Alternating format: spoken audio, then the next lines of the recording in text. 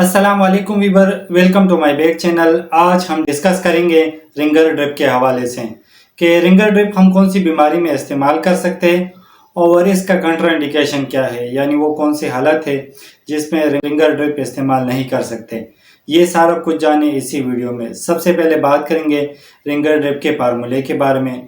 तो इसके अंदर सोडियम क्लोराइड, पोटाशियम क्लोराइड और कैल्शियम क्लोराइड यानी इसके अंदर इलेक्ट्रोलाइट्स पाया जाता है।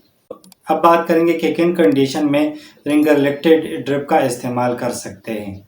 अगर किसी को डायरिया हो रहा है या इसके अलावा किसी को मोशन हो रहा है तो ऐसी कंडीशन में आप रिंगर ड्रिप का इस्तेमाल कर सकते हैं। और डायरिया में पेशेंट को पानी की कमी होती है, जैसा कि सोडियम का कम हो जाना, पोटाशियम का कम हो जाना और इसके अलावा कैल्शियम का कम हो जाना। और इसके अलावा पेशेंट को डिहाइड्रेशन होती है और कमजोरी होती है, तो ऐसी कंडीशन में रिंगर ड्रिप का इस्तेमाल किया जाता है।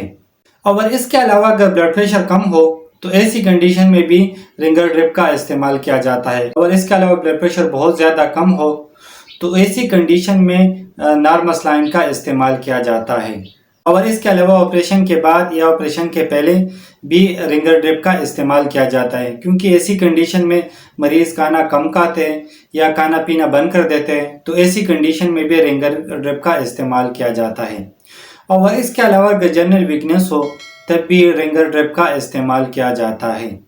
अब बात करेंगे रिंगर ड्रिप के साइड इफेक्ट के बारे में। तो कुछ कॉमन साइड इफेक्ट हो सकता है, जैसा कि ओवरडोज की वजह से पाव का ओडिमा हो सकता है और इसके अलावा हार्ट प्रॉब्लम भी हो सकता है।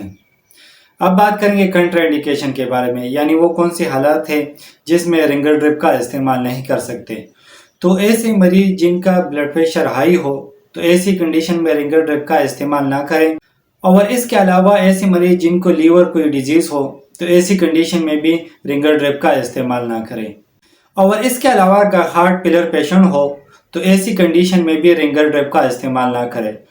और इसके अलावा रिंगर ड्रिप से एलर्जी हो तो ऐसी कंडीशन में भी रिंगर ड्रिप का इस्तेमाल ना करें।